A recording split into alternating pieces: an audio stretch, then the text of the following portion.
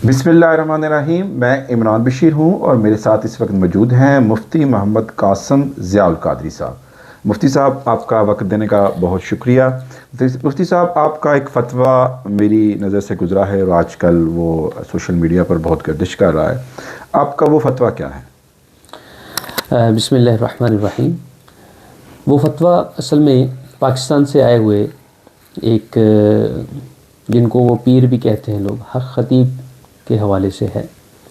क्योंकि बर्मिंघम में 2-3 दिन कबल, यानी 2-3 डेज़ बिफ़ोर एक सानहा हुआ और उस पर काफ़ी लोगों को तशवीश भी थी। और सुन्नियों के बहुत बड़े एक आलिम हमारे दोस्त हैं शेख असरार साहब, वो उसमें क्योंकि पेश थे तो लोगों ने उस पर सवाल किया कि ऐसा करना कैसा है। हमारी एक सर्विसेज हैं, ऑनलाइन सर्विसेज भी है, हम प्रोवाइड करते हैं दारुल ताक़ीफ़ सर्विसेज। पूरे यूके के अंदर 3 से 4 ब्रांचेज़ हैं उसकी टोटल। तो उसमें हम जो भी सवालात आते हैं उसके आंसर देते हैं। तो उसमें हमने वो सवाल देखा तो उसे फ़ौरी तौर पर आंसर देना ज़रूरी समझा, तो उस पर आंसर दिया। असल में फ़तवा है किसी क्वेश्चन का जवाब देना, हमने वो एक जवाब दिया है। और वो उसमें सवाल यही था कि एक शख्स अपने आप को पीर कहता है और वो मुख्तलिफ़ मनाजिर दिखाकर ये दावा करता है कि अल्लाह ताला ने उसको शिफा की पावर दी है और वो लोगों को शिफा बख्श सकता है, दे सकता है। और वो ताजदार ख़त्म नबूवत की कॉन्फ्रेंसेस करवा के लोगों को बुलाता है और जो बीमार लोग आते हैं उनको शिफा भी हो जाती है। तो ऐसा शख्स जो है वाकई उससे शिफा होती है ये नहीं होती, और ये शोबदाबाज है या ये वैसे ही एक मुनाज़र रिकॉर्ड करके लोगों को धोखा देने की कोशिश कर रहा है। तो उसकी तहकीकात करने के बाद फिर कुरान और सुन्नत की रोशनी में वो फ़तवा दिया गया। उसके अंदर कुरान की आयात भी हैं, अहादीस सही ऑथेंटिक अहादीस भी हैं और फ़िक़ही अक़वाल भी हैं। तो ये फ़तवा है। अच्छा, आप मुझे ये बताएं कि ये फ़तवा देने की ज़रूरत अब क्यों पेश आई, जबकि पीर साहब जो हैं, क्योंकि उन्हें लोग पीर कहते हैं तो चले हम उनको इस वक्त यही कहते हैं जी। तो वो बरतानिया में वो एक बड़े लंबे अरसे से आते जाते रहे हैं और बड़े लंबे अरसे से उनके प्रोग्राम बर्मिंघम भी होते रहे हैं, बर्मिंघम से बाहर बरतानिया भर में भी होते रहे। तो अब ज़रूरत क्यों महसूस हुई? असल में जैसे मैंने इमरान साहब पहले एक्सप्लेन किया कि जब हमें सवाल आता है तो हम सवाल का आंसर देते हैं, क्योंकि हम ये रिस्पॉन्सिबिलिटी अपने ऊपर समझते हैं कि हमें लोग क्वेश्चन करते हैं और हम क्वेश्चन हमें देना चाहिए अगर हमारे पास इल्म है। वजह असल में ये है कि पहले अगर आते भी रहें हमें इसका इल्म नहीं है।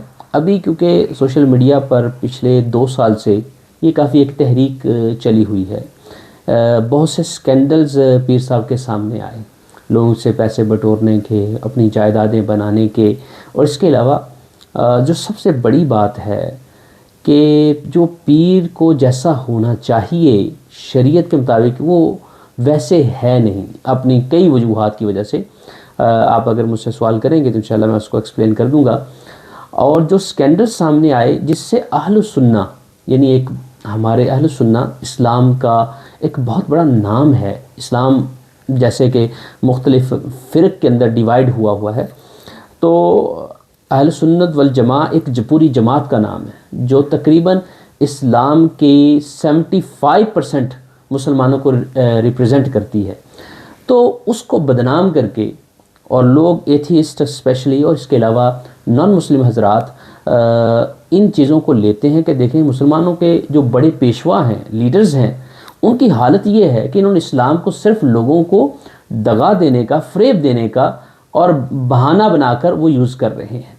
तो इसलिए मैं ऐसे समझता हूँ हमारी ये रिस्पॉन्सिबिलिटी है, जब भी जाली कोई चीज़ पेश की जाए तो उसके जवाब भी देना चाहिए और उसके हवाले से सामने आना भी चाहिए ताकि लोगों को हम आगाह कर सकें। मुझे ये बताएं कि आपका ये जो फ़तवा है इसे हम अब एक मोहर समझें कि अब हक़ ख़तीब साहब हकीकत में पीर नहीं है और उनके फॉलोअर्स को ये समझना चाहिए कि ये फ़तवा फ़ाइनल अथॉरिटी है? अब मैं तो यही समझता हूँ, क्योंकि हमारे लिए फ़ाइनल अथॉरिटी क्या है? बीइंग मुस्लिम, कुरान, हदीस मेरे आका करीम अलैहिस्सलाम की सीरा है और हमारे आइम्मा ताबईन के अक़वाल हैं जिसको हम फ़िक़्ह भी कहते हैं। इमाम जो 4 इमाम हैं मुख्तलिफ़ फ़िक़्ह के, تو میں نے وہ ان کی تائیدی اقوال یعنی قرآن کی آیات میں نے پیش کی ہیں، اور میں نے احادیث کریمہ جو اتھینٹک احادیث ہیں وہ اس میں لکھی ہیں۔ اس کے علاوہ میں نے اقوال علماء لکھے ہیں، خصوصاً سیدی امام احمد رضا خان علیہ رحمۃ الرحمن کا فتح رضیہ شریف سے بھی ایک قول کوٹ کیا ہے اس میں۔ تو ہمارے لیے اتھینٹک پرسنالٹیز جو سب سے زیادہ اتھینٹک ہے وہ نبی کریم صلی اللہ علیہ وسلم ہے۔ تو بینگ اے مسلم ہمیں تو اب مہر سمجھنا چاہیے، اگر ہم نہیں سمجھ رہے، کہیں ہمیں کنفیوژن ہے، تو میں موجود ہوں، مجھ سے سوال کیا جا سکتا ہے، ہم اس کنفیوژن کو دور کرنے کے لیے تیار ہیں۔ کیا آپ پیر اور کرامات کو مانتے ہیں؟ دیکھیے، میں بالکل جو واقعی پیر ہیں وہ واقعی پیر ہیں، پیر بننے کی صلاحیت ان کے اندر موجود ہے، ان کو مانتا ہوں۔ اور پیر کے لیے پہلی کنڈیشن ہے کہ اس کا اسلامی مروجہ علوم جو ہیں وہ اس کو آنے چاہیے، یہ پہلی کنڈیشن ہے پیر کی۔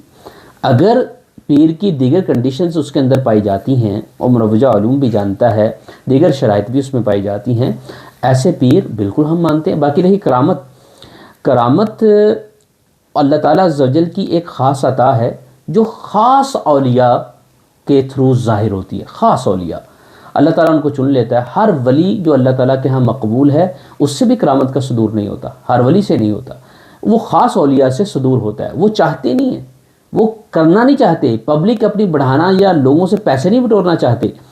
اللہ تعالیٰ عز و جل جب چاہتا ہے ان سے اس کا صدور کروا دیتا ہے۔ وہ یعنی ایک ایکسیڈنٹلی سچویشن میں کوئی چیز رب تعالیٰ کروانا چاہتا ہے وہ کر دیتا ہے۔ باقی رہی یہ بات کہ لوگوں کے کیل نکلوالے جا رہے ہیں، لوگوں کی آنکھوں سے کیل نکل رہے ہیں، یہ سب شعبدہ بازیاں ہیں۔ اور آج اے آئی کے دور کے اندر آپ جس طرح کی چاہے ویڈیو بنا لیں، تو یہ تھوڑا سا اے آئی سے ایڈوانس تھے کہ اے آئی آنے سے پہلے ہی کچھ ایسے شعبدہ بازیاں کی، لوگوں کے اندر مشہور ہو گئے، لوگوں کو پتہ نہیں تھا، اب تو یہ حقیقت کھل کے سامنے آ گئی۔ اچھا، اگر پیر بھی آپ مانتے ہیں اور کرامات بھی آپ مانتے ہیں، تو پھر اصلی اور جعلی پیر کا ایک عام آدمی کے لیے پیمانہ کیا ہوگا کہ جس سے وہ یہ کہے کہ یہ اصلی ہے یا یہ جعلی ہے؟ بہت اچھا کوشچن آپ نے کیا ہے، بہت اچھا سوال کیا۔ 4 شرائط ہیں ایک اصلی پیر کی، 4 شرائط۔ نمبر 1، وہ سنی صحیح العقیدہ ہو، اس کے عقیدے میں اندر کوئی ڈاؤٹ نہ ہو، ٹھیک ہے۔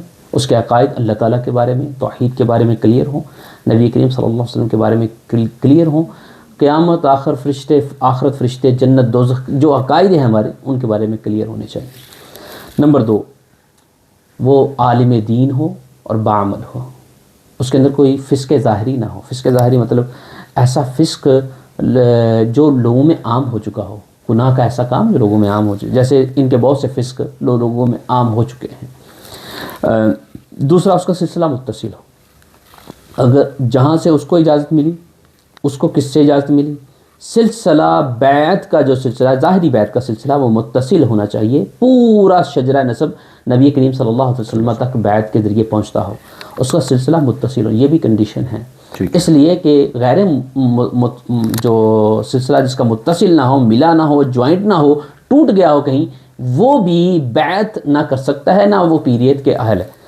آخری شرط، وہ ظاہری طور پر فاسق نہ ہو، نہ اس کی شرعی طور پر داڑھی حوالے اور جو اپیرنس اس نے بنا رکھی ہے، وہ کسی بھی حوالے سے جتنا یہ میک اپ کرتے ہیں، حضرت معذرت سے کہنا چاہتا ہوں، وہ جتنا یہ انہوں نے اپیرنس بنا رکھا وہ بھی اسلامی اپیرنس نہیں ہے، نبی کریم صلی اللہ علیہ وسلم کی سنت کے خلاف ہے، لہٰذا ظاہری فسق بھی ہے ان کے اندر۔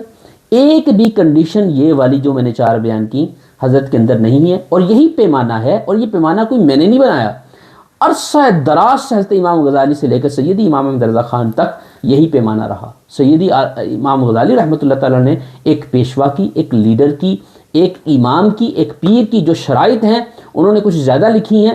یہ 4 شرائط کے اندر امام احمد رضا خان نے سب چیزوں کو کوٹ کر کے 4 میں بند کر دیا ہے۔ ہم نے بہت ساری ویڈیوز میں دیکھا جو کہ جنرل پبلک کی بھی ہیں، جس کے اندر وہ ان مصروف کے کرامات پر اپنا یقین بھی شو کرتے ہیں، وہ لوگوں کو بتاتے بھی ہیں کہ ہمیں مطلب سے ہم صحت یاب ہوئے، ہمارا علاج ہوا، ہم لا علاج تھے۔ وہ اس کو آپ کس طرح سے دیکھیں گے؟ میں سمجھتا ہوں پیڈ ایجنٹ ہے، یعنی وہ پراپر پلانٹ کیے جاتے ہیں، ان کو پے کیا جاتا ہے، اور ویڈیو یہ جیسے جو ایک ویڈیو شوٹ ہوتی ہے، میں بھی جانتا ہوں کیونکہ مجھے 7 سے 8 سال ہو گئے میڈیا سے ریلیٹڈ ہوں، question answer live program TV پہ کرتا ہوں، کہ ایک پروگرام کو ریکارڈ کرنے کے لیے کتنے دن اور کتنے سین چاہیے ہوتے ہیں اور کتنے کریکٹرز چاہیے ہوتے ہیں. تو حضرت کافی شارپ ہیں اور اس طرح وہ کئی دنوں میں ایک شوٹ وہ نکالتے ہیں. یعنی ایک پورا ڈرامائی منظر ہے, ایک فلمایا جاتا ہے اس کو, اور یہ سارے پیڈ ایجنٹ اور کریکٹرز ہوتے ہیں. آپ نے شیخ اسرار رشید صاحب کے اس عمل کو ایک فتوے کے ذریعے درست قرار دیا. اب کیا آپ نہیں سمجھتے کہ برطانیہ کے اندر مختلف علماء اور پیر حضرات آتے ہیں پاکستان سے, یہاں پر بھی پہلے سے موجود ہیں وہ بھی, تو کوئی بھی شخص کسی بھی کانفرنس یا پروگرام میں اٹھ کر چلا جائے اور اس کے نظم کو خراب کرے, ماحول کو خراب کرے, اور وہاں پر کوئی سانحہ حادثہ ہو سکتا ہے, کیونکہ جو لوگ ان پر ان کے فالورز ہیں وہ کسی بھی طریقے سے اپنا رد عمل دے سکتے ہیں. تو آپ نہیں سمجھتے کہ آپ کے اس فتویٰ دینے کے بعد کچھ لوگوں کو تو یہ موقع مل جائے گا کہ وہ کوئی ایکٹ کریں, لیکن اس کا جو رد عمل ہوگا اس کو پھر آپ کس طرح سے دیکھیں گے؟ جو شیخ اسرار صاحب نے کیا, انہوں نے جس طریقے سے کیا, یہ تفصیلات مجھے علم نہیں اس کی. پہلے اس ملک میں ساری اتھارٹیز موجود ہیں اور ایک پراپر منظم وے بھی موجود ہے جس کو ہم وے آف ٹاک کہتے ہیں اور وے آف ڈیبیٹ کہتے ہیں, اور ان کے جتنا بھی پروٹوکولز ہیں ہمیں فالو کرنا چاہیے. اس ملک کے نظم کو بھی خراب نہ کریں ہم, اور ہمیں ان کو ایک ایسی جگہ پہ مدعو بھی کرنا چاہیے جہاں ہم ان سے بات کر سکیں. میرے خیال میں انہوں نے سارا پروٹوکول فالو کیا ہوگا کیونکہ وہ سمجھدار انسان ہیں, اور اس کے بعد بھی کچھ ایسا نہیں ہوا ہوگا تو وہ بھی ایک پارٹیسپینٹ کی طرح وہاں پہ چلے گئے. کچھ اشخاص ان کے ساتھ تھے تو انہوں نے شرکت کے لیے گئے کہ وہاں اگر موقع ملا تو بات کر لیں گے, نہیں موقع ملا تو ہم کوئی نظم کو خراب کرنے, میرے خیال میں ان کی ایسی نیت نہیں تھی. اور ہاں, وہاں پر ہوا یہ, مجھے جو معلومات ملی ہیں کہ جیسے ہی حضرت کو پتہ چلا تو انہوں نے بھاگنے کو ترجیح دی. تو یہ بات بھی ان کے حوالے سے بری ہے. دیکھیں, انبیاء کرام علیہ السلام پر بھی جب اعتراض ہوئے اور پبلک نے جوابات دیے, اور انہوں نے جب ان سے فرنٹ کرتے ہوئے یا سوال کرتے ہوئے کہا ہاتھ برہانکم ان کنتم صادقین, قرآن پاک میں ہے, اگر جاؤ اپنی دلیل لے کر آؤ اگر تم سچے لوگ ہو. مفتی صاحب یہ بتائیں کہ رقیہ کا اسلامی طریقہ کار کیا ہے, اس کا اسلامی پس منظر بتائیں. پھر اس میں تھوڑا سی ضمنی چیز یہ ہے کہ علماء ایک وقت میں اسپیکر کو نہیں سمجھتے تھے کہ یہ جائز ہے, لیکن بعد میں وہ جائز بھی ہو گیا اور اس کا استعمال بھی ہو گیا. آج اگر آپ کو یا کچھ علماء کو, یہ مفتی حضرات کو یہ اعتراض ہے کہ یہ پھونک وہ مائک پہ کیوں مارتے ہیں, تو کل اگر یہ بھی قبول علماء کی جانب سے ہو گیا تو پھر یہ صورتحال کس طرف جائے گی؟ جو آپ نے فرسٹ کوشچن کیا ہے کہ رقیہ کا طریقہ کیا ہے اور رقیہ کا پس منظر کیا ہے, نبی کریم صلی اللہ علیہ وسلم سے رقیہ کرنا اور تابعین سے, صحابہ کرام سے یہ باتیں ثابت ہیں کہ قرآن پڑھ کے پھونک ماری جاتی تھی. ہمیں اس سے کوئی اختلاف نہیں کہ وہ پھونک مائک میں وہ ماریں, میں یہ بات کہہ رہا ہوں. ہمیں اس سے کوئی اختلاف نہیں کہ وہ مائک میں ماریں یا جس طرح ماریں. ہمیں مین چیز جو فوکس ہے کہ وہ قرآن پڑھ کر ماریں, یعنی بتائیں اگر ان کو قرآن آتا ہے. میرا یہ کلیم ہو سکتا ہے میں اس میں رونگ بھی ہوں, ان کو پوری نماز بھی صحیح طریقے سے نہیں آتی. ان کو پورا قرآن آپ سن لیں, ان کے سامنے ہم لے کے جاتے ہیں, وہ ہمیں وقت دیں, انشاءاللہ ہم پیار محبت سے بات کریں گے, ہمیں وہ قرآن سنا دیں. انہیں کہ قرآن بھی ٹھیک نہیں آتا. مسئلہ پرابلم صرف مائک کا نہیں ہے. ہو سکتا ہے کسی نے مائک پہ بھی پرابلم کہا ہو کہ یہ مائک والی پھونک درست نہیں, ہو سکتا ہے, لیکن مجھے ذاتی طور پر مائک پر پھونک مارنے سے بھی کوئی پرابلم نہیں. مجھے ہے کہ وہ کیا ریسائٹ کرتے ہیں جن کو بسم اللہ شریف بھی صحیح تجوید کے ساتھ نہیں آتی, کلمہ طیب انہیں صحیح پڑھنا نہیں آتا, قرآن جس کو صحیح آتا ہی نہیں, بلکہ آتا ہی نہیں, نماز وہ پڑھ نہیں سکتا, وہ کیسے پیر بن سکتا ہے؟ وہ کیا ریسائٹ کر کے وہ دم کرتا ہے؟ یہ سب فریب ہے اور شعبدہ بازی ہے. آپ کا سننے والوں کو, دیکھنے والوں کو کوئی پیغام, پیر صاحب کا پیغام کہ آپ مستقبل کے حوالے سے کچھ ان کو کہنا چاہیں؟ دیکھیے, سب سے پہلے ایسے دعوے کرنا انسان کو جچتا ہی نہیں. حضرت سیدنا ابراہیم علیہ السلام نے قرآن پاک میں یہ آیت ہے, قرآن پاک میں حضرت ابراہیم علیہ السلام عرض کرتے ہیں وَإِذَا مَرِضْتُ فَهُوَ يَشْفِينِ, جب میں بیمار ہو جاتا ہوں میرا رب مجھے شفا دیتا ہے. وہ دعویٰ کسی یعنی فزیکل چیز کی طرف نہیں کر رہے کہ وہ مجھے شفا، میرا رب مجھے شفا دیتا ہے۔ شافی ہونا یہ اللہ تعالیٰ عز و جل کی صفت ہے۔ ایک بندے کا کلیم کرنا اور وہ بھی اس طرح ڈرامائی مناظر دکھا کر، یہ ان کا کلیم بالکل درست نہیں، گمراہ کن ہے۔ دوسری بات، اللہ تعالیٰ قرآن پاک میں ارشاد فرماتا ہے وَلَا تَشْتَرُوا بِآيَاتِي ثَمَنًا قَلِيلًا، میری آیتیں بیچ کر کوئی چھوٹی سی رقم وصول نہ کرو۔ پہلی بات ہے انہیں آیات قرآن آتی ہی نہیں۔ میرا جو کلیم ہے وہ الحمدللہ ہم ثابت کریں گے ان کو نہیں آتی، لیکن اگر کوئی آتی بھی ہے اس کو بیچ کر یہ ثمن قلیل وصول نہ کرو، یعنی قرآن کی آیتیں اتنی سستی نہ بیچو، ویسے ہی نہیں بیچو، سستی سے مراد یہ ثمن قلیل وصول نہ کرو۔ تیسرا، نبی کریم صلی اللہ علیہ وسلم نے ارشاد فرمایا انی اخاف علی امتی ائمۃ المضلین، مجھے خوف سب سے زیادہ اپنی امت پر ائمہ ان پیشواؤں سے ہے جو لوگوں کو گمراہ کریں گے۔ فرمایا آخر زمان میں ایسے لوگ آ جائیں گے، وہ ایسی ایسی باتیں ایسے ایسے دعوے کریں گے تم نے بھی نہیں سنی ہوگی، تمہارے باپ دادوں نے بھی نہیں سنی ہوگی۔ ایاکم و ایاہم، ان سے تم بچ کے رہنا، ان سے بچنا ضروری ہے، کہیں وہ تمہیں گمراہ کر کے فتنے میں نہ ڈال دے۔ یہ ساری باتیں نبی کریم صلی اللہ علیہ وسلم بیان کر گئے۔ آج اگر ہم یہ باتوں کو پڑھیں نا، جہالت کے اندر چلے جائیں اور ایسے پیشواؤں کو پیسے دیں اور نعوذ باللہ اپنی پیسے بھی ضائع کریں، اپنا عقیدہ بھی خراب کریں، وہ صرف اس وجہ سے ہے کہ ہم تعلیم سے بہت دور ہیں۔ میں یہ چاہتا ہوں کہ لوگوں کو چاہیے کہ وہ ڈیفرینشیٹ کرے۔ ایکٹر اور اصل بندے کے اندر فرق ہوتا ہے، لوگ فرق کرتے ہیں۔ آرٹسٹ لوگ سمجھتے ہیں نعت خواں کو مذہب سے جوڑتے ہیں، یقین کریں نعت خوانوں کا مذہب سے کوئی تعلق نہیں، مذہب اسلام سے کوئی تعلق نہیں، کیونکہ یہ آرٹسٹ ہیں۔ اسلام سے، عشق رسول سے کوئی تعلق نہیں۔ ان کو اگر جتنی یہ امید رکھ کے جاتے ہیں نعت خواں محافل کے اندر ان کو نہ ملے تو یہ کمیٹی ممبرانز کو بھی، کمیٹی ممبرانز کو بھی گالیاں ان کے ہم نے منہ سے سنی ہیں۔ اگر یہ مذہبی لیڈر ہوتے، نعت خواں حضرات یا خطیب حضرات یا پیر حضرات مذہبی لیڈر ہوتے تو کیا یہ گالیاں دیتے لوگوں کو پیسے نہ ملنے کی وجہ سے؟ اس طرح کے کسی بھی یعنی ایکٹرز کے، آرٹسٹ کے اور ایسے جعلی پیروں کا اسلام سے دور دور سے کوئی تعلق نہیں۔ لوگ خود تعلیم حاصل کریں، آئیں، وہ اصلی اسکالرز کے اندر فرق کریں اور اسکالرز کے ساتھ بیٹھ کر کچھ سیکھیں۔ انشاءاللہ جب شعور آئے گا اس طرح کی جہالتیں اور ایسے جاہل لوگ ویسے ہی دور ہو جائیں گے۔ یہ میرا میسج ہے۔ یقیناً جب ہم بیمار ہوتے ہیں تو وہی اللہ ہمیں شفا دیتا ہے۔